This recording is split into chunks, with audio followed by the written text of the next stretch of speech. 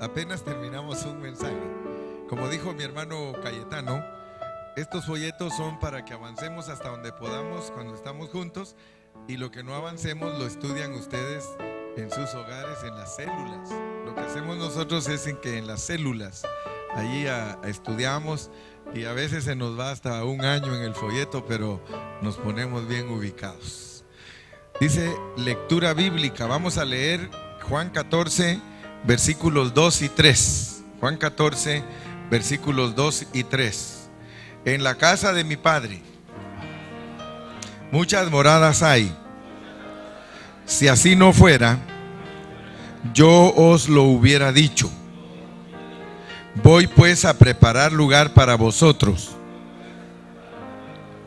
Y si me fuere y os preparare lugar, vendré otra vez y os tomaré a mí mismo, para que donde yo estoy, vosotros también estéis. Leamos también Juan 2:16. Juan 2:16. Y dijo a los que vendían palomas. Y dijo a los que vendían palomas: quitad de aquí esto, y no hagáis de la casa de mi Padre casa de mercado. Gloria a Dios. Los escritos de Juan son libros de señales. En Juan 14 al 17 hay 10 grandes señales. Algunas de las señales en los capítulos más tempranos de este evangelio son el tabernáculo en el 1:14, el Cordero de Dios en el 1:29, la puerta en el 10:7, el pasto en el 10:9. Una señal es un símbolo con significado espiritual. Una señal de tráfico es una buena ilustración. Una señal en el tráfico, cada color tiene un significado especial. Rojo significa parar. Verde significa continuar. Ambos en el Evangelio de Juan y en el libro de Apocalipsis tienen muchas señales. Ahora sí, pues, hasta el fin vamos a empezar en la casa del Padre. La primera de las 10 señales en los capítulos del 14 al 17 del Evangelio de Juan es la señal de la casa del Padre. Necesitamos estudiar el Evangelio de Juan para poder ver que la casa del Padre significa el mezclar del Dios triuno con su pueblo redimido para ser el lugar de la morada de Dios y su pueblo. Necesitamos ver. Amén. Necesitamos estudiar el Evangelio de Juan para poder ver que la casa del Padre significa el mezclar del Dios triuno con su pueblo redimido para ser el lugar de la morada de Dios y su pueblo. A través de los siglos, muchos han sostenido el concepto de que la casa del Padre en Juan 14 se refiere a una mansión celestial, una mansión en los cielos a la cual va cada creyente después de morir. Así nos han enseñado. Es común para los pastores en los funerales de un creyente confortar a la familia diciéndole que el que murió se fue a la mansión celestial y que en esa mansión en el cielo está muy feliz. El pastor puede que diga también que todos los creyentes que mueran van a esa misma mansión después que mueran. Muchos creyentes piensan que hay 3 razones principales por las cuales se es cristiano. Primero, para recibir perdón de los pecados. Segundo, ser salvos de la perdición eterna. Y tercero, ir a la mansión celestial después de morir. Este es el pensamiento general que sostienen muchos cristianos. Sin embargo, el concepto de ir a una mansión celestial es superstición y completamente fuera de la línea de la revelación en el Evangelio de Juan. El Evangelio de Juan no es concerniente a una mansión celestial. La revelación de Juan tiene que ver con el mezclar de Dios con la humanidad. Tiene que ver con que los creyentes vengan a ser el lugar de su morada. Este es el asunto importante en el Evangelio de Juan. En este libro no hay tal pensamiento de ir al cielo. Por favor, pongan todos atención, en este libro no hay tal pensamiento de ir al cielo. El Evangelio de Juan abre con estas palabras: en el principio era el Verbo, y el Verbo era con Dios, y el Verbo era Dios.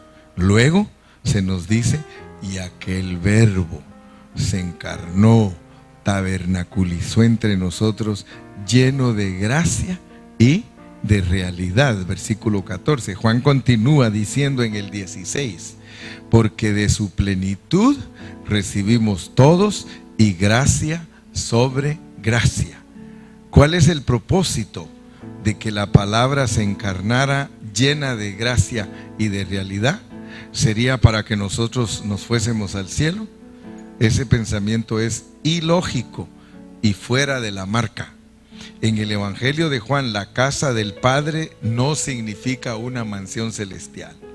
La casa del Padre significa la mezcla de Dios con el hombre redimido para hacer del hombre su casa. O sea que ¿quién es el que está buscando casa? Dios. Nosotros no. Nosotros no estamos buscando casa. El que está buscando casa es Dios. ¿Se acuerdan ustedes que Él dijo un día: las zorras tienen guaridas y los pájaros tienen nidos, pero el Hijo del Hombre no tiene ni siquiera dónde recostar su cabeza? Ahora, el Señor es el que está buscando casa. Who is the, according to the Bible, who is the homeless? God, not us. According to the pure teaching of the Bible, the homeless is God. He's seeking for a house. ¿Sí o no? Él dice que Él está buscando una casa. Entonces, en el Evangelio de Juan, la casa del Padre no significa una mansión celestial. La casa del Padre significa la mezcla del hombre redimido para hacerlo la casa de Dios, el lugar de su morada. Entonces, eventualmente el lugar de la morada de Dios se vuelve también el lugar de la morada de su pueblo redimido. ¿Se acuerdan ustedes el templo, verdad? Usen las figuras del Antiguo Testamento para poder certificar la verdad de lo que ustedes enseñan en el Nuevo Testamento. En el Antiguo Testamento, en el templo vivían los sacerdotes y Dios. Ahí estaba la presencia de Dios en el templo y ahí vivían los sacerdotes. La morada de Dios y de los sacerdotes era el templo. Amén. Entonces eso es tipo de la iglesia. La iglesia es la morada de Dios y la morada de nosotros. Nosotros que vivimos con Dios y Dios vive con nosotros. Nosotros estamos en Cristo y Cristo está en nosotros. Entonces eso es una morada mutua. Amén. Entonces, dijimos, el lugar, eventualmente el lugar de la morada de Dios se vuelve el lugar de la morada y de su pueblo. Alabado sea el Señor, que en el universo hay tal maravillosa entidad como lo es la morada mutua de Dios y su pueblo redimido. Amén. Dios se está dispensando a sí mismo dentro de su pueblo y mezclándose a sí mismo con ellos para producir tal habitación mutua. Amén. En el capítulo 1 del Evangelio de Juan tenemos el tabernáculo y en el capítulo 2 tenemos el templo. Concerniente al templo, el Señor Jesús dijo que era la casa de su Padre. No hagáis de la casa de mi Padre casa de mercadería. Por esto podemos ver entonces que la casa del Padre en el capítulo 2 se refiere al templo. Ese templo estaba en la tierra, no era una mansión en el cielo. El mismo término es usado en referencia al templo sobre la tierra en Juan 2:16 y otra vez en 14:2. En la casa de mi Padre muchas moradas hay. No es lógico decir que la casa del Padre de Juan 2:16 es el templo en la tierra y que la casa del Padre en Juan 14:2 es una mansión celestial. No es lógico. No es lógico decir que en Juan 2:16 la casa del Padre es el templo que estaba allí y decir en Juan 14:2 que la casa del Padre es el cielo. Estamos sacando de contexto la Biblia. En Juan 2:16 la casa del Padre es el templo. En Juan 14 él se está refiriendo al templo como la casa del Padre, pero está hablando en parábola para enseñarnos lo que va a hacer con la iglesia. ¿Ok? Entonces acuérdense, no tiene lógica que yo enseñe en Juan 2:16, que allí yo enseñe que la casa del Padre es el templo físico y luego cuando llego a Juan 14 les diga, aquí está diciendo que Él se va a ir al cielo, que la casa del Padre es el cielo. En ninguna parte del Nuevo Testamento se nos va a respaldar, ni tampoco en el Antiguo Testamento, a decirnos que la casa del Padre es el cielo. Lo que sí dice la Biblia es que el cielo es el trono de Dios. El cielo es mi trono y la tierra el estrado de mis pies. Si yo digo que la casa del Padre es el cielo, estoy sacando de contexto toda la Biblia. No me respalda el Espíritu Santo ni ninguna escritura para decir que la casa del Padre es el cielo. Pero tristemente eso es lo que le enseñan a los cristianos, fuera de contexto. Entonces, al enseñarles en Juan 14 que el cielo es la casa del Padre, se les va a enseñar mal todo el Nuevo Testamento. Todo. Por eso es que se nos vuelve extraño cuando empezamos a estudiar la pureza de la palabra, porque nos bota todo lo que es la enseñanza tradicional. Amén. Por esto podemos ver que la casa del Padre en el capítulo 2 se refiere al templo. Ese templo estaba en la tierra, no era una mansión celestial. El mismo término es usado en referencia al templo sobre la tierra en 2:16 y otra vez en el 14:2. Necesitamos ser impresionados con el hecho de que en el Evangelio de Juan la expresión la casa de mi Padre es usada 2 veces. En 2:16 claramente se refiere al templo en la tierra. ¿A qué entonces se refiere en el 14:2? Aquí también se refiere a la casa del Padre entre su pueblo en la tierra. No se refiere a una mansión celestial. Ahora vamos a explicar, porque eso demanda explicación. La iglesia edificada en resurrección. Si la casa del Padre en el capítulo 14 se refiere a una mansión celestial que el Señor está edificando en los cielos, entonces Dios tiene 2 edificaciones en el universo al mismo tiempo. Esas 2 edificaciones serían la iglesia y la mansión celestial. En Mateo 16 el Señor dijo claramente que edificaría su iglesia. Si la casa en Juan 14 es una mansión celestial, entonces tiene que ser algo adicional a la iglesia. Luego entonces el Señor tiene 2 edificaciones, una en la tierra y otra en el cielo al mismo tiempo. Si la casa en Juan 14 es una mansión celestial, no habría necesidad que el Señor la edificara, simplemente la tendría que crear. En creación, cuando el Señor quiere algo, sencillamente habla y aquello viene a existir, ¿sí o no? El principio sería el mismo para la llamada mansión celestial. Si Dios necesitara una mansión celestial como el lugar para morar, no habría necesidad que se tarde 2000 años edificando la morada que es la iglesia. Si tal morada será parte de su creación, Él solo tiene que hablar y su morada sería producida. Cuando el Señor habla de la casa del Padre en Juan 14, Él no se refiere a una mansión celestial. La casa en ese capítulo es la iglesia. La iglesia es la casa de Dios, la casa del Padre. El Señor Jesús habló estas palabras muy fuertemente antes de su muerte. Luego, a través de su muerte y resurrección, Él edifica la iglesia. Este concepto encaja con toda la enseñanza del Evangelio de Juan. El Evangelio de Juan revela que el Dios triuno está dispensándose a sí mismo dentro de nosotros, trabajándose a sí mismo dentro de nosotros por medio de la muerte y resurrección de su Hijo. El Señor Jesús indicó esto en el capítulo 2 cuando les dijo a los líderes judíos: destruid este templo y en 3 días lo reedificaré. Noten ustedes, ¿se recuerdan que cuando empezamos a hablar de Mateo, en Mateo 13 hablamos de que Él solo en parábolas habla y que Él no habla como nosotros? Noten pues, porque los judíos no le hubieran dicho lo que le dijeron si Él se hubiera señalado a sí mismo. Porque muchos hermanos a veces nos confundimos y decimos que Jesús dijo: destruid este templo y en 3 días No, Él señaló el templo y dijo: destruid este templo y en 3 días lo reedificaré, porque Él estaba hablando en parábola.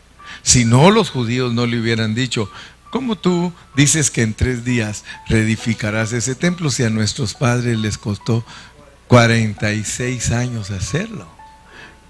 Tú estás fuera de la mente.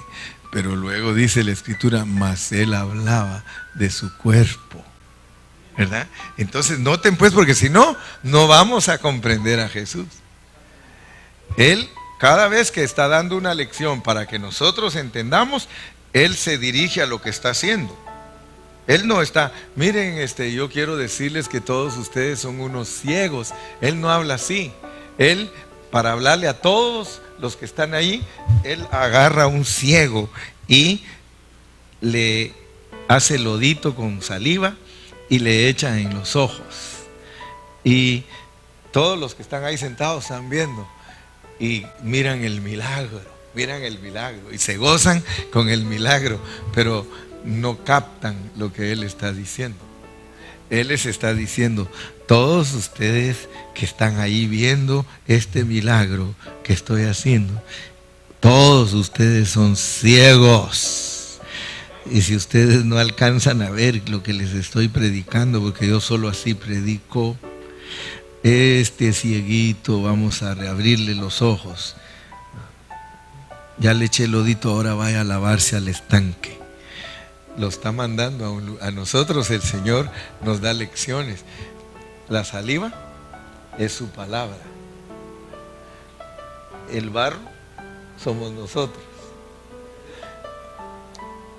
La salivita del Señor, que es su hablar divino, mezclado con nosotros, nos devuelve la vista.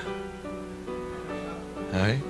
Entonces, Él, la lección que está dando. Luego, si agarra un mudo y le saca el demonio y lo hace hablar, dice: ustedes mudos, los que no cantan, los que no hablan, están endemoniados. Yo les saco ese demonio. ¿Ah? El paralítico, levántate, toma tu lecho y anda. Ustedes, los que me están viendo, son los paralíticos. Ustedes son los que han ido al estanque de Betesda y resulta que cuando quieren ustedes meterse al agua, ya otro les ganó el turno. Yo soy el que los levanto, yo soy la vida. No tienen que andar dependiendo de cosas religiosas ni nada. Pero ¿quién va a captar? ¿Quién va a captar? Solo el entendido. Amén. Viene una mujer adúltera y todos con su piedra en la mano, ¿no?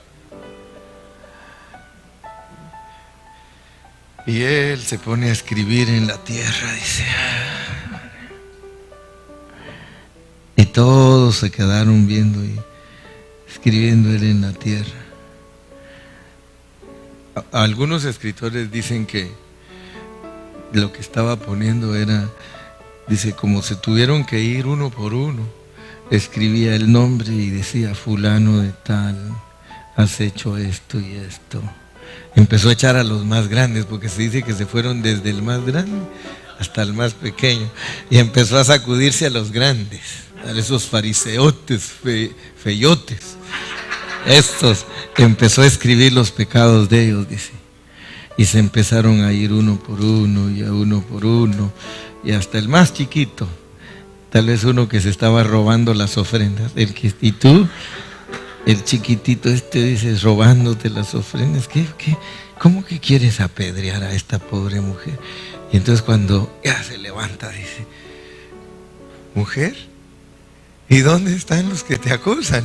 Que iban a estar ahí, si a todos se los sacudió el Señor. Dice, ni yo mismo te condeno, vete en paz y no peques más. El Señor Jesús todo el tiempo dio la lección en una forma objetiva.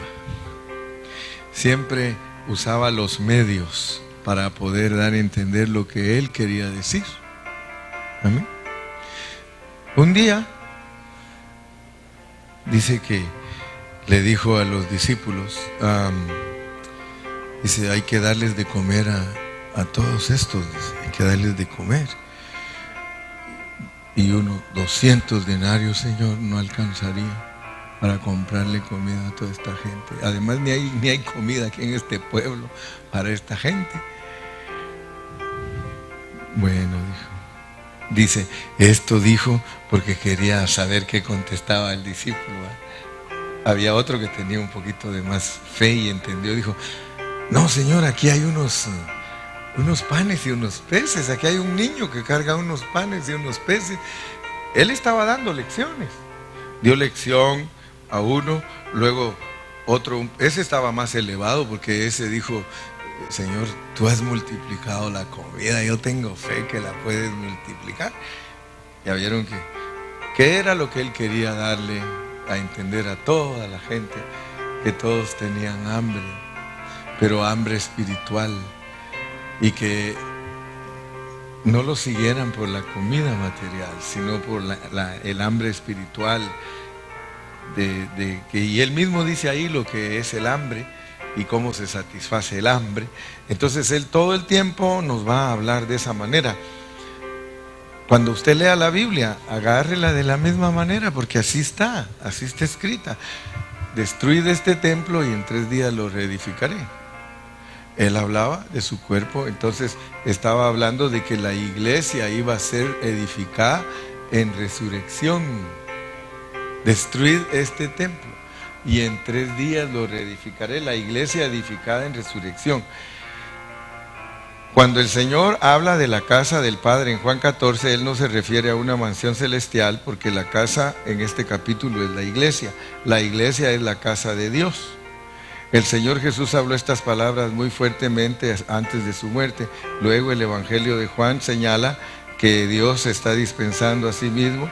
Entonces la frase en 3 días significa en resurrección. Así que aquí el Señor está diciendo que Él edificaría el templo, la casa del Padre, en resurrección. Cuando Él resucitara, Él la iba a edificar.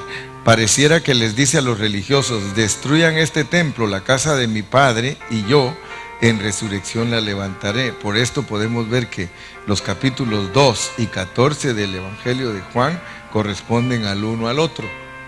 En 14:2 el Señor dijo que Él iba a preparar un lugar para nosotros en la casa del Padre. Su ir a preparar el lugar para nosotros era a través de su muerte y su resurrección. Si me fuere y os preparare el lugar, está hablando de irse a la muerte. Si me fuere y os preparare el lugar, es la ida a la muerte. Vendré otra vez en resurrección. Me voy en muerte y vengo en resurrección para tomarlos hacia mí mismo. Miren lo que está hablando. Señal. Si me fuere y os preparare el lugar, vendré otra vez. Entonces, el ir y el venir del Señor es una señal. Muchas moradas. En Juan 14:2 el Señor dijo, en la casa de mi Padre muchas moradas hay. Una morada es un lugar para habitar. Por tanto, las muchas moradas en el versículo 2 son muchos lugares de habitación.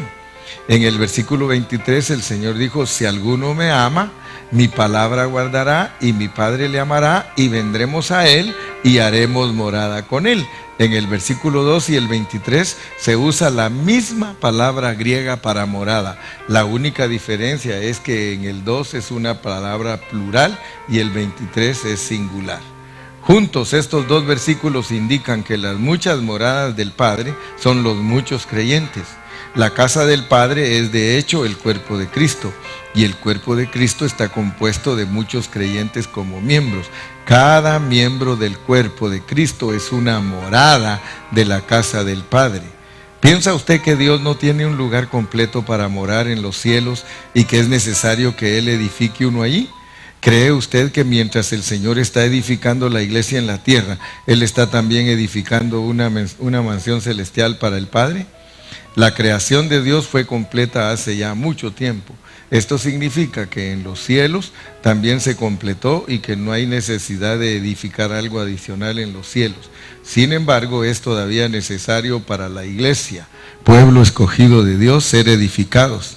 El Señor Jesús murió por ellos y fue levantado con ellos. El Señor Jesús murió por ellos y fue levantado con ellos. Ahora, basados en su muerte y resurrección, Él está trabajando, edificando a todos en un cuerpo, y este cuerpo es la iglesia, la casa del Dios viviente, lo dice 1 Timoteo 3:15. Cada miembro de la iglesia es una morada para Dios donde Él habita. Cuando Dios permanece en nosotros, Él viene a ser nuestro lugar de morada. Eso es maravilloso, hermano. Alabado sea el Señor, que todos nosotros somos su morada. Todos nosotros somos miembros del cuerpo de Cristo, y este cuerpo es la casa de Dios. En el Nuevo Testamento tenemos el concepto de que nuestro cuerpo es nuestro tabernáculo. Capítulo 5 de 2 Corintios indica que nuestro cuerpo es nuestro lugar de morada. Eso significa que la casa del Padre en el 14:2 es el cuerpo de Cristo edificado con los creyentes. Cada creyente en Cristo es una morada de esa casa para que Dios pueda morar. Bendito su nombre. Amén. La casa del Padre es una morada mutua, una morada para ambos, Dios y nosotros. Pero si no fuéramos edificados a través de la muerte y resurrección para que Dios pueda morar en nosotros, estaríamos faltos de la experiencia de que Dios fuera nuestro lugar de morar. Necesitamos ser edificados a través de muerte y resurrección para que Dios pueda morar en nosotros. Cuando somos edificados de esa manera, venimos a ser una morada para Dios. Cuando Dios mora en nosotros, Él viene a ser el lugar de nuestra morada. Esto es nuestro permanecer. Aún más, esto significa que nosotros y Dios, Dios y nosotros, estamos mezclados y venimos a ser una morada mutua. Dios habita en nosotros y nosotros habitamos en Él, un habitar mutuo. Este es el pensamiento del Evangelio de Juan. Por tanto, la casa del Padre es una señal significando el mezclar de Dios con su pueblo. Cada vez que usted oiga la casa del Padre, recuérdese siempre, es el mezclar de Dios con nosotros. La casa del Padre es el mezclar de Dios con nosotros. Dios se mezcló con nosotros. Dios se mezcló con el hombre. Por eso ahora la casa del Padre es el hombre creyente, es el hombre que lo ha dejado entrar, el hombre que lo ha dejado que viva en él. Esa es la casa. Ahora vamos a leer un poquito en Isaías para que nos aclare un poco el concepto. Isaías 66. Isaías 66. Cuando lo tengan me dicen amén. Isaías 66. Y van a notar algo precioso aquí. Isaías 66. ¿Ya lo tienen? Jehová dijo así. Jehová dijo así: el cielo es mi trono. El cielo es mi trono.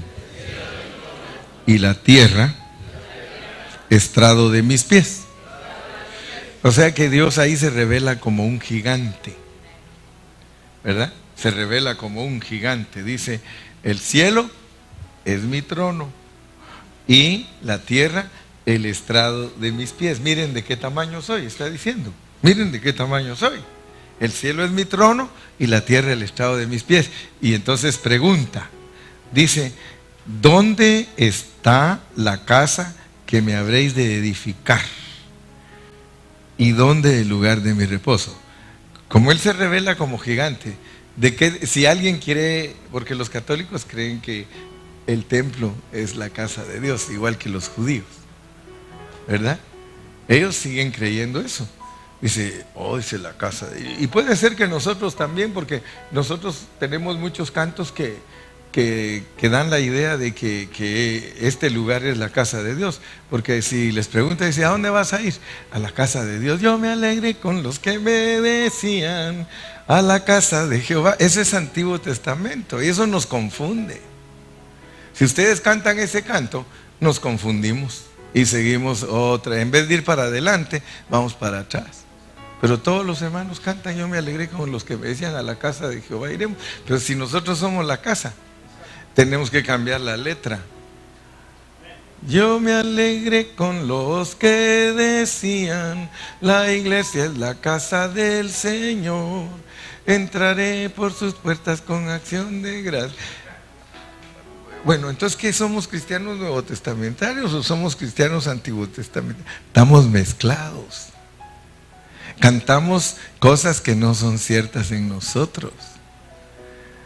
Por eso es necesario hacer cantos del Nuevo Testamento. Muchos de los cantos que nosotros cantamos son del Antiguo Testamento. Imagínense ustedes, hay hermanos que tan contentos que lo dicen. Dice, hermanos, el Salmo 1, Salmo 1. Bienaventurado el varón que no anduvo en consejo de malos, ¿verdad? Ni en silla de escarnecedores se ha sentado, sino que en la ley de Jehová está su delicia. Nosotros no podemos decir eso. Para mí la ley no es mi delicia. Si Pablo me quiere corregir, me corregiría y me diría, oye chato,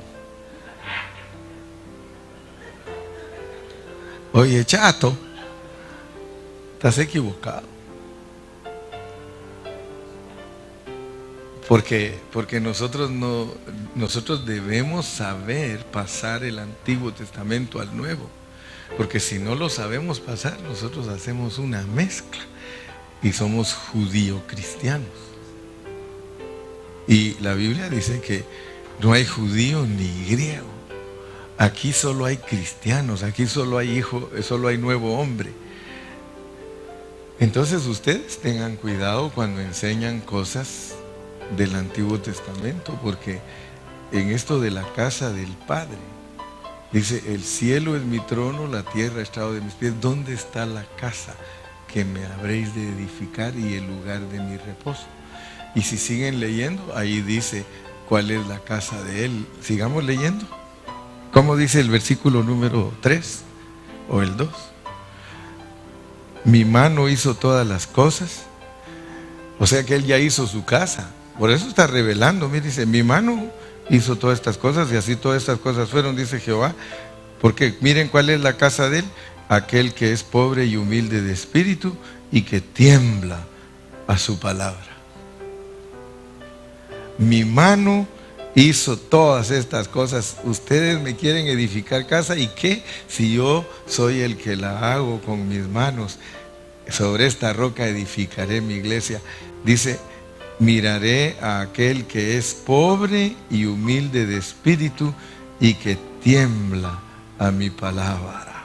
¿Por qué? Porque ustedes que van a sacrificar bueyes es como que matasen hombres. Sacrifican ovejas y es como que degollen perros. El que hace ofrenda como si ofreciese sangre de cerdo. El que quema incienso como si bendijese a un ídolo. Y porque escogieron sus propios caminos y su alma amó sus abominaciones. Está diciendo eso, esto. Ya ven que el Señor se declara harto de los sacrificios que hizo Israel, porque dijo, ustedes se confunden, ustedes Yo abajo de todo lo que les mandé a hacer es que está mi revelación divina. Cuando yo los mandé a matar corderos a ustedes, yo les mandé a hablar en parábola diciéndoles que ese cordero era yo en el tiempo futuro. ¿Cuántos de ustedes saben que hubieron gente que sí captó? Hubo gente que sí captó.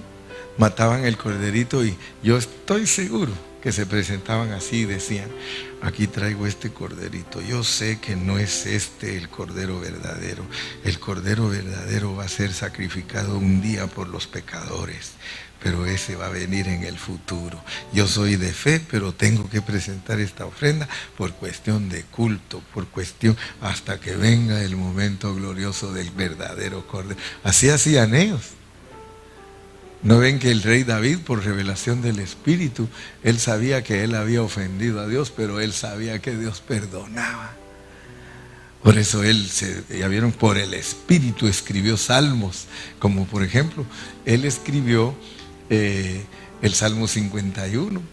Pero noten pues que el Salmo 1 dice: en Jehová está la delicia. Luego miren el Salmo 2, en el Salmo 1 está la ley, en el Salmo 2 está la gracia. Vean lo que dice el Salmo 2, ya en la parte final dice: honrad al Hijo.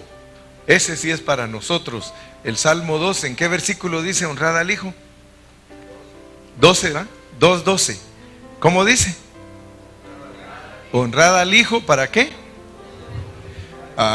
Porque si alguien anda ahí con todo lo de la ley, se va a enojar el Hijo.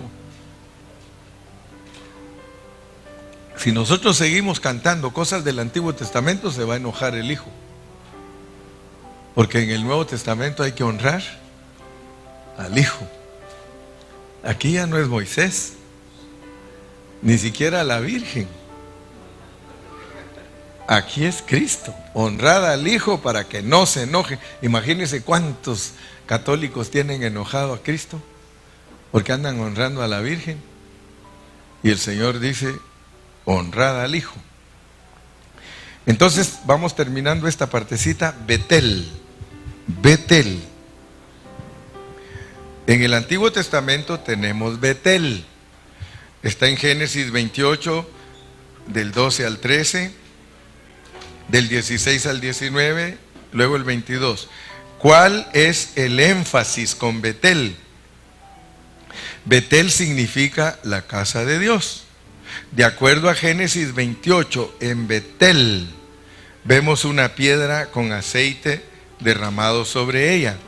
En ese capítulo, Jacob derramó aceite sobre la piedra y la llamó Betel.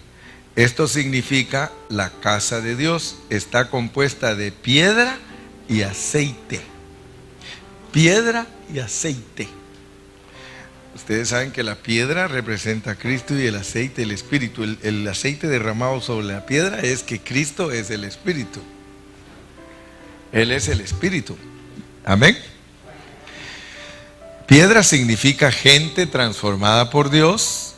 Juan 1:42, Mateo 16:16, 1 de Pedro 2:5. Y el aceite significa como a Dios como el Espíritu alcanzando su pueblo.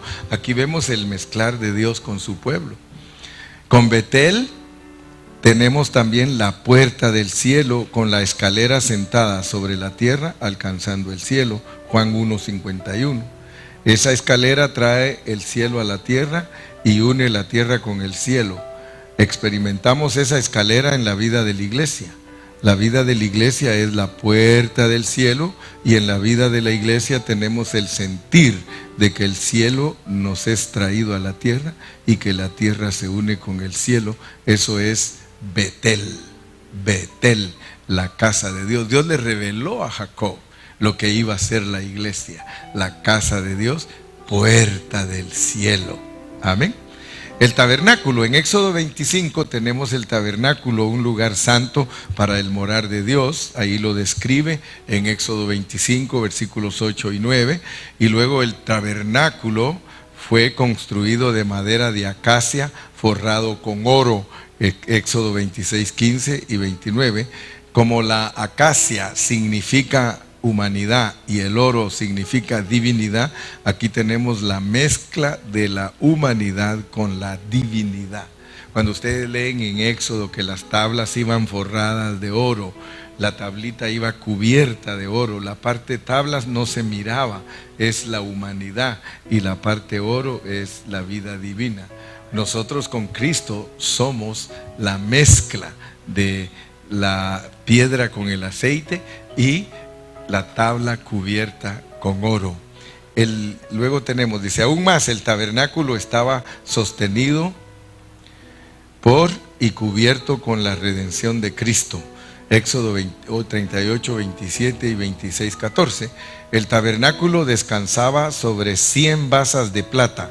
Cada basa era un talento de plata, pesando 100 libras de plata. Estas 100 basas eran la fundación del tabernáculo. Por eso podemos ver que el tabernáculo de hecho estaba sostenido por estas basas. La plata significa la redención de Cristo. Así que el tabernáculo era sostenido por la redención de Cristo. Además, el tabernáculo era también cubierto con la redención de Cristo, como está significado por las pieles de carnero teñidas de rojo. Con el tabernáculo tenemos también a Cristo como las ofrendas para que los redimidos de Dios entren, y las riquezas de Cristo para los que entran a disfrutar el tabernáculo. A través de Cristo como las ofrendas, la gente redimida de Dios puede entrar al tabernáculo. Luego, una vez adentro, ellos pueden disfrutar las riquezas de Cristo, las cuales están significadas por los panes de la proposición en la mesa, el candelero, el arca y el altar del incienso. Tenemos también el templo. En el Antiguo Testamento el templo era la casa de Dios. Primero de Reyes 6:1. Como la casa de Dios, el templo era el tabernáculo agrandado. Ahí tenemos todas las citas bíblicas. El templo estaba sobre una fundación de piedra, lo dice Primero de Reyes 6:37, y fue construido de piedra, cedro y artesonados con oro. Primero de Reyes, capítulo 6, 7, verso 9, del 15 al 16, 18, 20 al 22. Piedra significa humanidad transformada. Cedro, humanidad en resurrección, y el pino, humanidad a través de la muerte. Todo eso lo podemos ir descubriendo a través de la misma Biblia, porque todos son tipos de Cristo, todos son figuras de Cristo. Entonces, como hemos visto, con el tabernáculo, oro significa divinidad.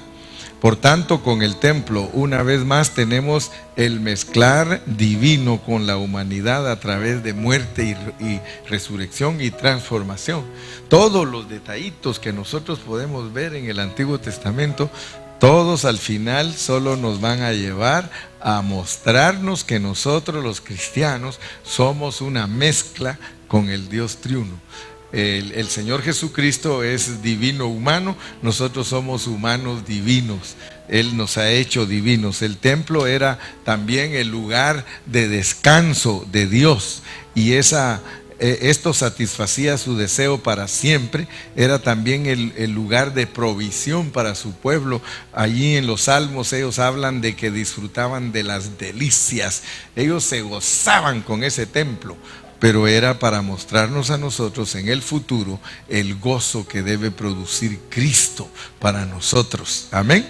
Entonces, los santos disfrutando la casa de Dios, además de ser el reposo de Dios, el templo era también el disfrute de los santos. Ese disfrute está retratado en los Salmos. Los santos disfrutaban las riquezas de Dios en el templo. Eso indica que la casa de Dios no solo era el lugar de la morada de Dios, sino que también era el lugar de la morada de los santos. Ellos decían: y en la casa de Jehová moraré por largos días. O sea que allí vivía Dios y allí vivían ellos. Se recuerdan que hay un salmo que dice: porque mejor es un día en tus atrios que 1000 fuera de ellos. Para ellos, hermano, y ojalá que nosotros nos contagiemos, porque ese es el propósito, hermano. Al leer todo esto no es para que creamos que es un palabrerío, sino para que nos contagiemos, porque esa gente vivía contagiada, vivía apasionada, estaban enamorados del templo. Si usted lee los salmos, usted se va a dar cuenta que para ellos no había nada más precioso que el templo. Para ellos era el templo, a la casa de Dios. Ahí estaré como árbol plantado. Ellos se hacían, hasta decían, ahí plantaditos adentro del templo como árboles que dan fruto. Ellos, su fiesta, para ellos no había nada mejor que disfrutar la presencia de Dios. Entonces nosotros apasionémonos, porque nosotros somos a veces muy aburridos. De veras, nosotros somos muy aburridos. A veces hablamos de que, ay, es que este hermano tan aburrido, y usted también es aburrido. Amén. Y cuando algún hermano es así, alegre, hasta nos asustamos de él, ¿verdad? ¿Sí? Algunos cuando a Adriancito se acerca a ellos, y hoy no vino Adrián, sí vino. Por ahí viene en camino, ¿verdad? Y ya nos vamos nosotros y él viene. La cosa es que él viene de todas maneras. Pero Adriancito cuando se pone a platicar con las personas y entonces se asustan, porque él muchas veces está contento, ¿verdad? Un tiempito atrás anduvo opacado, porque yo le dije, ¿usted anda opacado? Sí, pero ya estoy brillando de nuevo, gloria a Dios. Pero hermano, cuando uno encuentra hermanos alegres, la gente se asusta, ¿verdad? Y uno le dice a Adriancito, hermano Adriancito, ¿cómo está usted? Bien, hermano, en Cristo. Y le dice, ni le vaya a decir usted que estuvo rico el pollo, porque le va a decir, está más rico Cristo. ¿Sí? Uno le dice, hermano Adriancito, ¿verdad que estaba sabrosa la comida? Hermano, está más rico Cristo. ¿Sí? Entonces, en inglés hablamos de excited, passion. Nosotros tenemos que ser gente excited, with passion. Está bien, estamos cansados, ok, pero ya una vez pasa el cansancio, agarre ánimo. Hermano, en la iglesia no sea usted una persona de esos que ni saludan, hermano, porque hay hermanos que ni saludan. Usted sea un hermano alegre, eso le va a producir vida. Eso le va a producir a usted salud. Usted salude a los hermanos, dígales cómo están. No se quede callado. Aquí no hay muerto. Aquí el Señor está vivo, hermano. Gloria a Dios. Fíjese que en el templo ellos encontraban un lugar para ellos y también el nido para sus hijos. Lea conmigo pónganme ahí el Salmo 84:3. Y me quitan a ese pelón feo que está ahí. Pongan el Salmo 84:3. Salmo 84:3.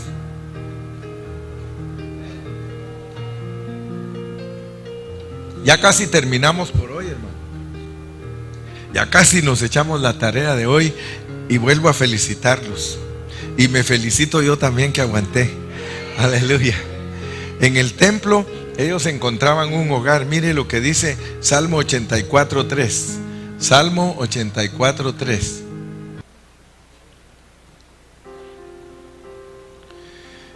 Y ojalá lo que puse aquí, mire, esto indica que en la vida de la iglesia encontramos un hogar para nosotros y también un nido para los jóvenes que traemos. La iglesia es para nuestros hijos el nido.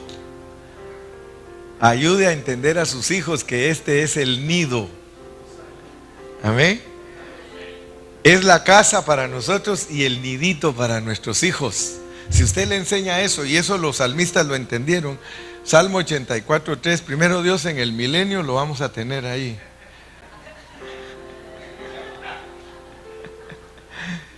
En el milenio o antes. Amén. Mire lo que dice el Salmo 84:3. Pero si no salía, ¿sí se puede o no? No se puede. Veámoslo en nuestra Biblia entonces. Salmo 84:11. 84:3, sí. 84:3 dice: aún el gorrión halla casa y la golondrina nido para sí, donde ponga sus polluelos cerca de tus altares, oh Jehová de los ejércitos. Fíjese que este salmo, dice, este fue dedicado al músico principal, le dieron este salmo y es como poema. Aún el gorrión haya casa y la golondrina nido para sí, donde ponga sus polluelos, cerca de tus altares, oh Jehová de los ejércitos, Rey mío y Dios mío. Esto indica que nosotros podemos refugiar a nuestros hijos aquí. También veamos lo que dice el 84:11, porque sol y escudo es Jehová Dios. Gracia y gloria dará Jehová. No quitará el bien a los que andan en integridad. Note que si algo tenían los israelitas, era que se iban al templo para, mire lo que hacían, Salmo 27:4. ¿Para qué iban al templo? Salmo 27:4, cuando ya lo tenga. Dice, una cosa he demandado a Jehová, esta buscaré, que esté yo en la casa de Jehová todos los días de mi vida. ¿Para qué? Para contemplar la hermosura de Jehová y para inquirir en su templo. Ahora, si nosotros lo queremos trasladar al Nuevo Testamento, me gusta ese canto, mire cómo dice, va a ver que este canto está bien hecho.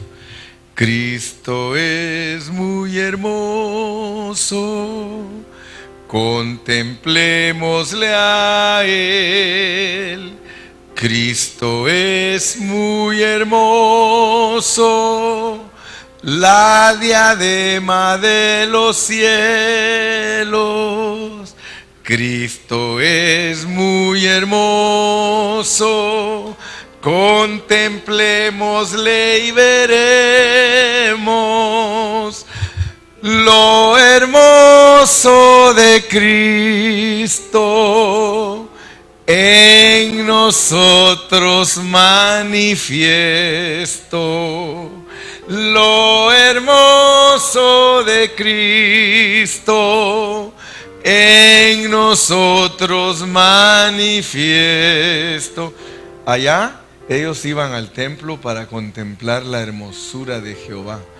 Ahora la hermosura de Dios se ve a través de usted. Yo tengo que ver a Cristo en usted. La belleza de Cristo se ve a través de nosotros. Entonces, imagínense, si el gozo de ellos era estar en el templo para contemplar la hermosura, ahora nosotros estamos aquí para ver la hermosura de Cristo a través de ustedes. Usted tiene que ver a Cristo a través de mí. Cuando yo platico con usted, cuando me siento a comer, cuando me siento a platicar, cuando estoy en su casa, usted tiene que ver a Cristo a través de mí. Por eso yo tengo una responsabilidad. Porque si yo llego a la casa suya, Cristo llegó a su casa. Si usted viene a la casa mía, Cristo vino a mi casa. Y si venimos a la reunión, Cristo vino a la reunión. Entonces se da cuenta que no es cualquier cosa hablar de la casa del Padre. En la casa de mi Padre muchas moradas hay. Pablo dice, ¿no sabéis que sois el templo? ¿No sabéis que sois la morada de Dios? Entonces, entendamos pues que a través de Juan se nos quiere demostrar que la casa del Padre es la mezcla de Dios con el hombre. No es una mansión celestial, no es una casita que Dios le fue a hacer al cristiano para que vaya a vivir.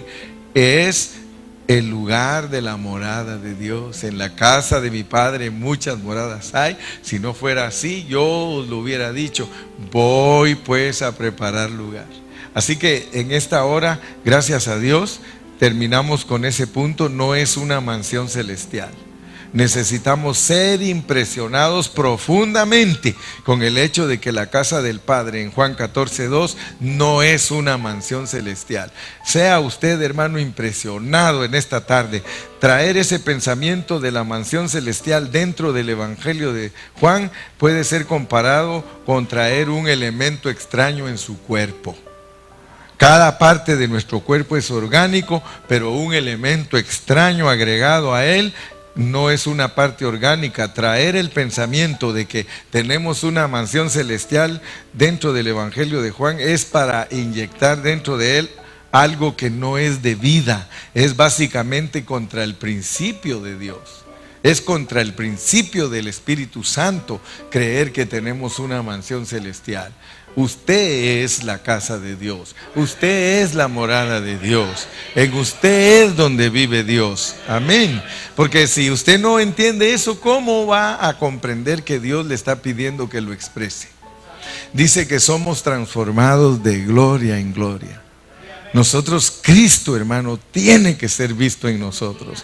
Tiene que ser visto. Como ya hemos indicado, si la casa del Padre en 14:2 se refiere a una mansión celestial, esto significa que el Señor ahora mismo estará llevando a cabo 2 clases de edificación, pero eso es mentira. En Mateo 16 el Señor dijo: sobre esta roca edificaré mi iglesia. La casa que Él está edificando es la iglesia, soy yo. Soy yo, diga, soy yo.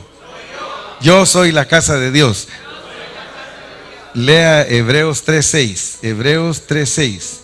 Hebreos 3:6. No me pudieron poner los versículos, ¿verdad? Hebreos 3:6. Hebreos 3:6. Hebreos 3:6. Lea conmigo Hebreos 3:6. Pero Cristo como hijo. Aleluya. Pero Cristo como hijo sobre su casa, la cual casa somos nosotros. Esa es la pureza de la palabra. ¿Se da cuenta? Que la pureza de la palabra le dice a usted: pero Cristo sobre su casa, la cual casa somos nosotros. Y luego hay un sí condicional, porque hay que cumplir eso que dice ahí para que seamos la casa. Si retenemos firme hasta el fin la confianza y el gloriarnos en la esperanza, entonces somos la casa.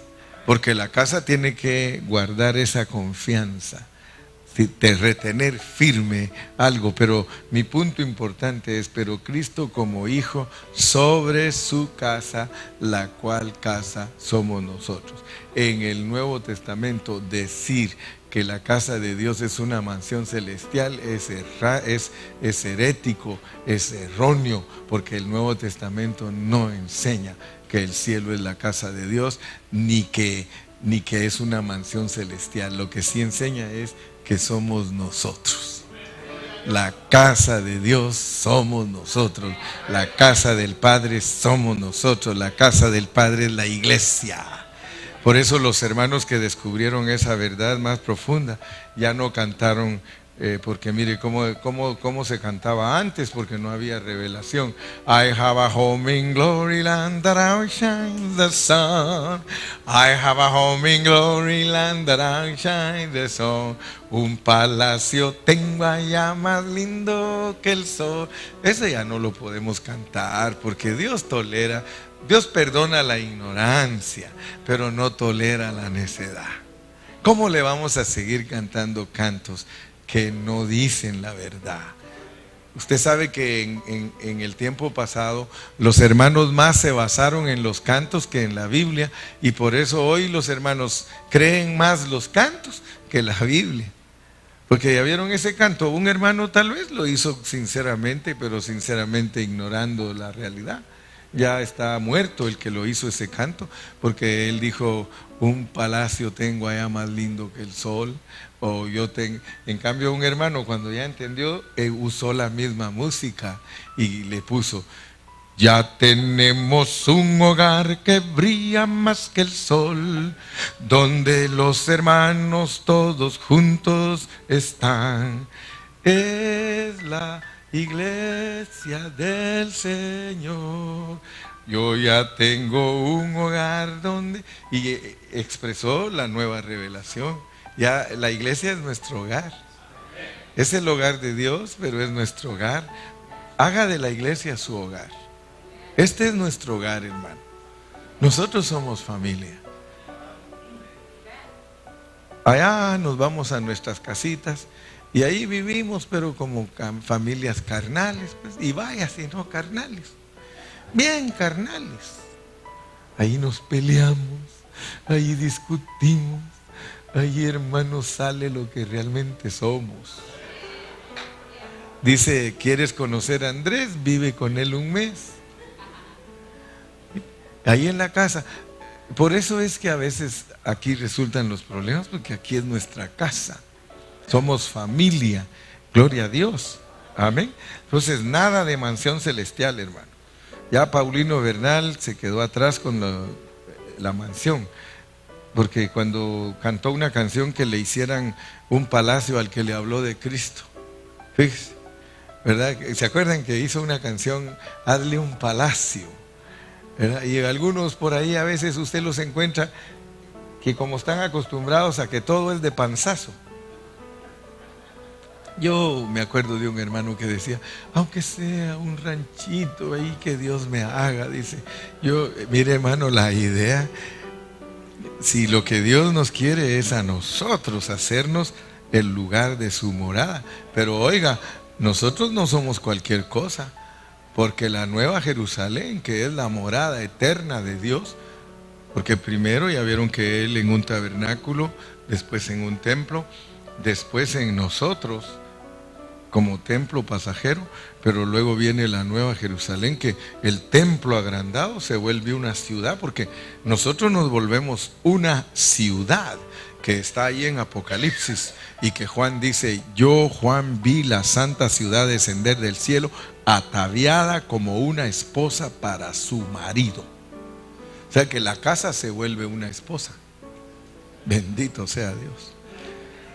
Entonces, gracias a Dios que pudimos terminar el mensaje número 2. Si el Señor nos da vida, mañana vamos a entrar al mensaje número 3 y vamos a hablar un poquito más todavía de la casa del Padre, porque es el tabernáculo real, o sea que es el verdadero tabernáculo, es el templo resucitado, es la nueva Jerusalén, y mañana con eso avanzamos de la nueva Jerusalén, y hay tanto que hablar porque tenemos que desarrollar el capítulo 14 y ahorita apenas estamos en los 2 primeros versículos. Regresen a Juan capítulo 14 y se van a dar cuenta de algo. Juan 14 dice, no se turbe vuestro corazón. No se turbe vuestro corazón. No se turbe vuestro corazón. A ver si despertamos a los demás. No se turbe vuestro corazón. ¿Creéis en Dios? Creed también en mí. Nos debe de impresionar la manera en que empieza el capítulo 14. Dice, no se turbe vuestro corazón, creéis en Dios, creed también en mí. Usted sabe que la gente no tiene problema de creer en Dios. Usted le puede preguntar a cualquiera en la calle, ¿crees en Dios? Ah, claro que creo en Dios. Pero pregúntele si cree en Cristo. La gente tiene problemas de creer en Cristo. Porque para creer en Cristo tiene que ser uno escogido y predestinado. Por eso, mire, no se turbe vuestro corazón. ¿Creéis en Dios? Creed también en mí.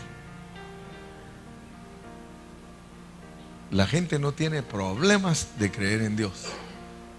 Hasta los ateos resultan creyendo en Dios. El problema lo tiene la gente cuando usted le habla de Cristo.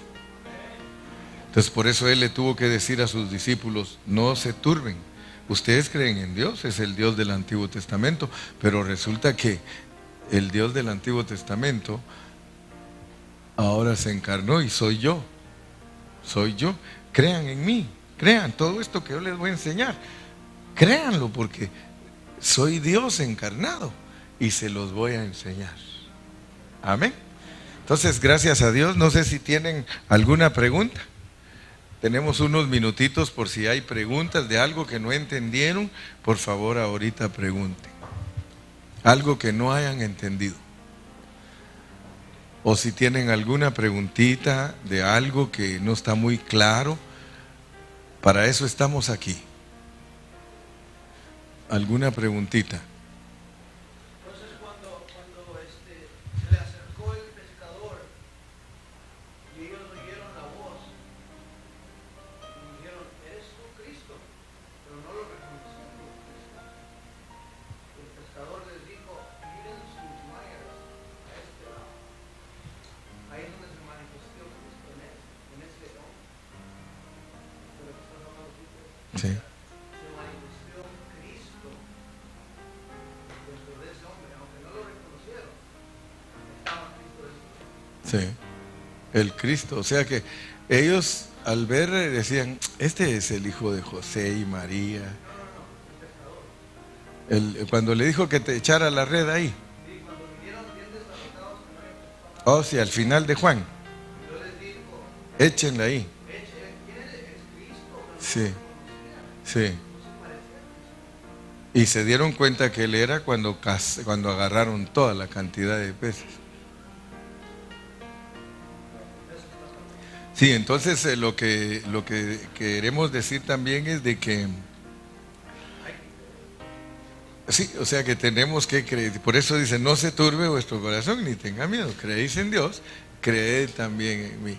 Al creer en Cristo, pues lógicamente estamos creyendo en el Dios que es el Dios del Antiguo Testamento, en Jehová.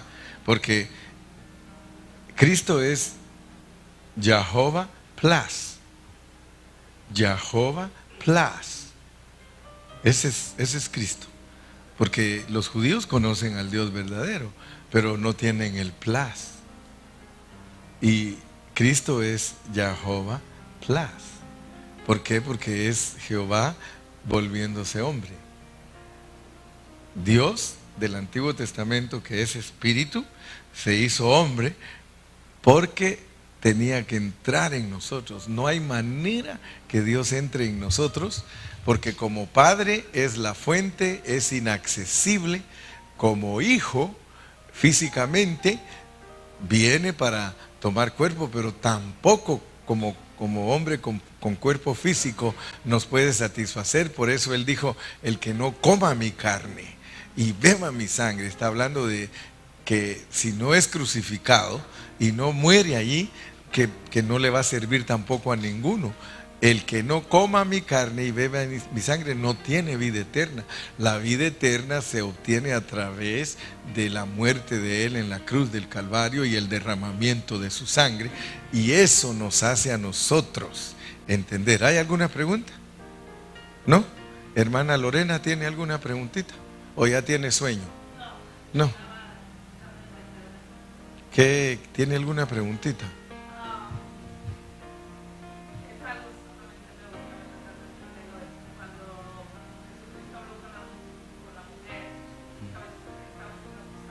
Sí.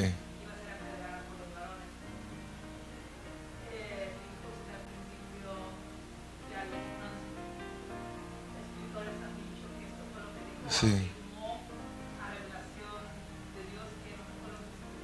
No, no. Eso lo escribieron algunos diciendo que se imaginan que eso hizo él. Lo que sí sabemos es de que, miren pues, el Señor, lo que dijo, el que de vosotros se encuentre sin pecado, arroje la primera piedra, ¿verdad? Sí, sí, sí. Entonces dijo, el que de vosotros se encuentre sin pecado, arroje la primera piedra. Entonces todos fueron redargüidos, ¿verdad? De que eran pecadores. Y entonces cuando todos empezaron a entender que eran pecadores, se empezaron a ir Sí, ¿cómo vamos a juzgar a alguien si somos pecadores? Entonces el asunto es de que Cristo era sin pecado y la perdonaba. Y ellos estaban llenos de pecado y no la querían perdonar. Porque ahí se acuerdan siempre de la lección que Dios quiere dar. Es demostrar que nosotros somos bien duros aún siendo pecadores. Nosotros casi no perdonamos, sabiendo nosotros que somos pecadores, no queremos perdonar. Y Él, que no es pecador, perdona bien fácil. Entonces, por eso cuando encontremos nosotros situaciones, y ustedes no vayan a cometer el error que cometen muchos, que cuando van a juzgar a alguien, júzguenlo, pero piensen en que el Señor, que nunca ha pecado, lo perdona. Entonces nosotros tenemos que perdonar, ¿verdad? Está bien que le den consejos, mira, porque nosotros a veces queremos ser mejores que Dios, ¿verdad? Está bien, hay que darle consejos, y hermano, lo que hiciste no es correcto, pero yo te perdono. Si algo libera a la gente es que usted lo perdone. Amén. Me acordé de aquel niñito.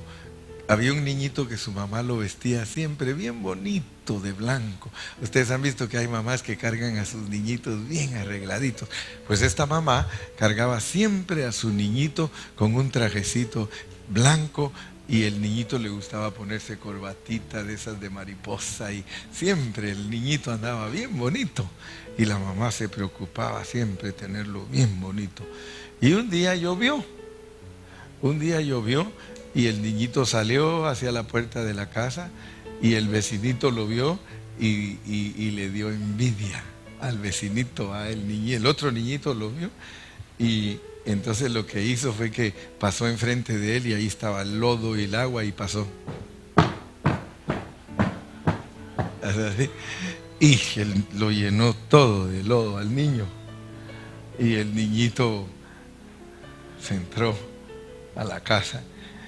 Y la mamá, ¿qué te pasó, mi hijo? ¿Qué te pasó? Dice, salí, dice, y ahí estaba. Pasó Juanito, dice, y hizo así, y me llenó todo mi traje de lodo, dice, pero me vengué, dice, me vengué. Mi hijo, dice, pero si yo te he enseñado a ti que un cristiano tiene que perdonar. Sí, mamá, pero ya no aguanté y me vengué. ¿Y qué le hiciste? Lo perdoné. La mejor venganza es perdonar. Si nosotros queremos vengarnos de alguien, la venganza más sublime que hay es perdónelo lo más pronto posible. ¿Usted quiere vengarse de alguien? Perdónelo. ¿Sí? Yo muchas veces me he vengado de Cayetano. Lo perdono, y él se ha vengado de mí también. Me perdona. Póngase de pie en esta tarde. Gracias al Señor. Tal vez ustedes van a creer que no aprovecharon, pero ahí van a ver que en la repetición es que uno va captando. Yo todas estas cosas las repito, para que poco a poco vayan captando, ¿verdad? Acuérdense que hoy solo estudiamos: no se turbe vuestro corazón, ni tenga miedo. ¿Creéis en Dios? Creed también en mí. En la casa de mi Padre muchas moradas hay. Si así no fuera, yo os lo hubiera dicho. Voy pues a preparar lugar. Y si me fuere y os preparare lugar, vendré y os tomaré a mí mismo, para que donde yo estoy, vosotros también estéis. Sencillamente nos está diciendo que la casa del Padre es la mezcla de Dios con el hombre. Es que Dios pueda entrar como el Espíritu Santo en las personas, y eso los hace la casa del Padre. Si aprendieron eso, wow, con eso ganamos. No importa si se me estaban durmiendo o lo que sea, pero si captaron eso, ganamos en esta tarde. Gloria a Dios. Entonces, como ya llegamos al final, le queremos decir a Dios que estamos muy contentos, muy agradecidos con Él, porque nos ha mostrado lo que es su casa. Dígale: gracias, Padre, porque ahora veo con toda claridad que la casa del Padre en el Evangelio de Juan es la iglesia, soy yo. Que la iglesia es la edificación de Cristo. Cuando le dijo a Pedro: sobre esa roca edificaré mi iglesia, y las puertas del Hades no prevalecerán contra ella. Gracias, Señor Jesús. Gracias, Padre Celestial. Gracias porque tú nos has hablado y nos has enseñado lo que somos ante ti. Somos tu casa, somos tu morada, somos la habitación del Dios vivo. Gracias, Señor, en el nombre de Jesús. Pastor, venga y usted recibe aquí. Dios me lo bendiga. Gloria a Dios. Gloria a Dios, hermanos. ¿Puede imaginarse a Dios, el Dios poderoso, el Dios eterno? Ahora está dentro de nosotros. Hermano, tremendo, el Dios eterno ahora está dentro de nosotros. Nosotros somos la casa, pero también somos la familia que vive dentro de esa casa, con Dios. Eso solo Dios lo puede hacer, hermano. Ese Dios procesarse como Padre, Hijo y Espíritu Santo para meterse en nosotros, los seres humanos, para llevarnos a Dios y ser su morada. Solo Dios lo puede hacer. Somos la casa de Dios, hermano. Ahora Dios está aquí dentro de nosotros, no en este edificio, dentro de nosotros. Levanta tus manos antes de irnos y dile: gracias, Señor. Gracias, Padre, porque solamente tú lo pudiste hacer. A veces, Señor, para la mente finita es difícil de entenderlo, Señor, cómo ese Dios eterno ahora está dentro de nosotros. Gracias por tu amor, Señor. Gracias por tu misericordia. Gracias porque fuimos escogidos, Señor. Tu gracia y de tu amor. Gracias, Jesús. Aquí estamos, Señor. Tu santidad, puedo ver mi condición. Sí, Señor Jesús. Y declaro tu justicia. Gracias. Decirle todos juntos: vengo a ti, mi buen Señor. Me presento tal cual soy. Necesito de tu gracia y tu amor. Al contemplar tu santidad, puedo ver mi condición y declaro tu justicia. Una vez más, vengo a ti, mi buen Señor. Aquí estamos. Total yo soy, necesito de tu gracia y de tu amor. Al contemplar tu santidad, puedo ver mi condición y declaro tu justicia. Amén. Vamos a decirle: revísteme.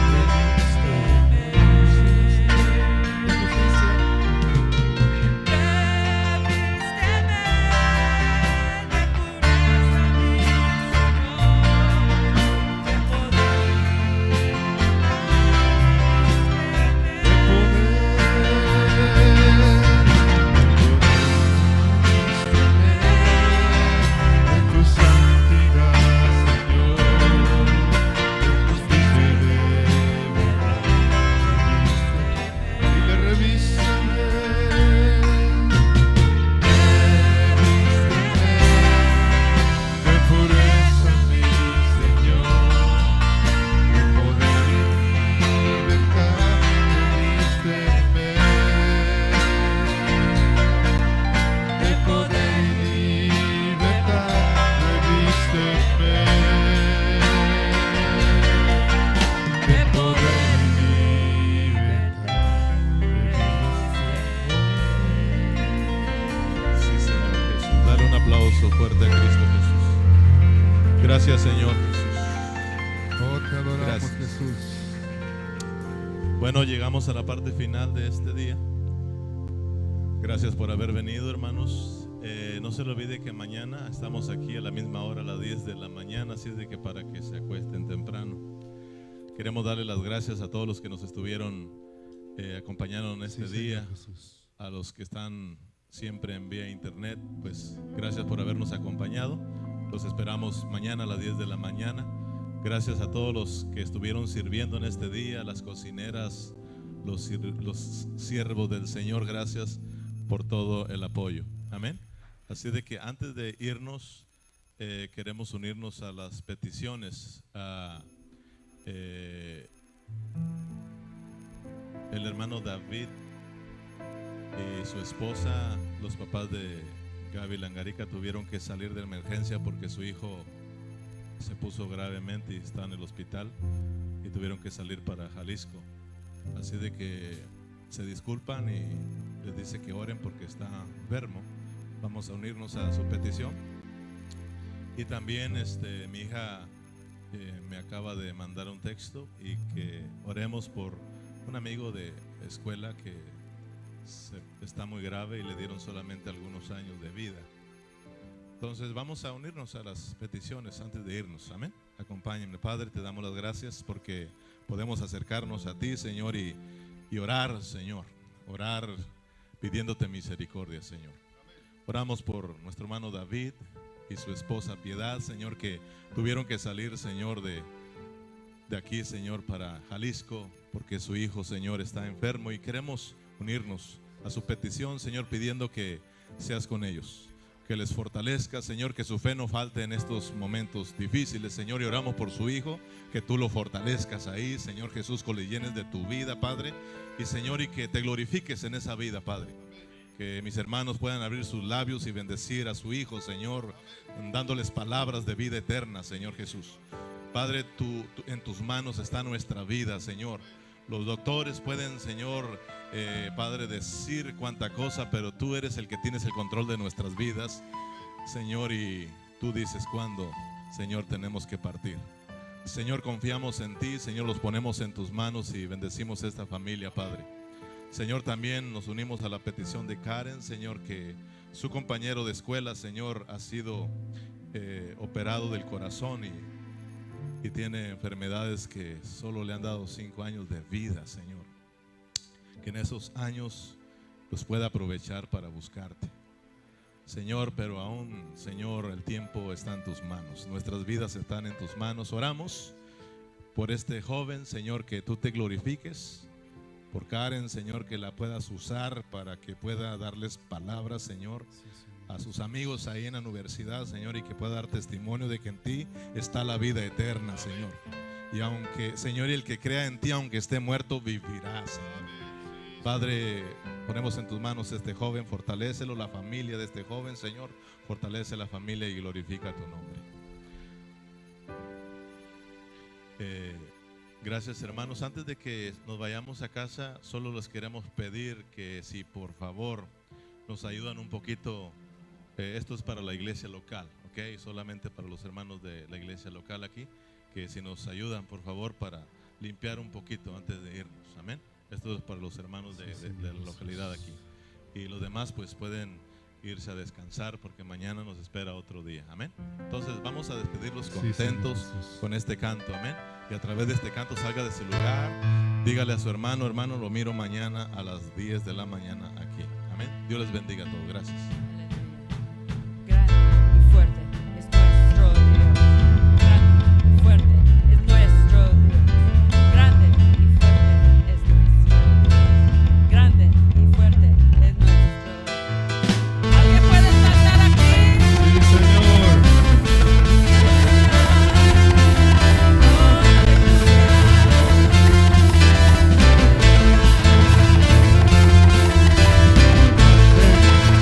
Y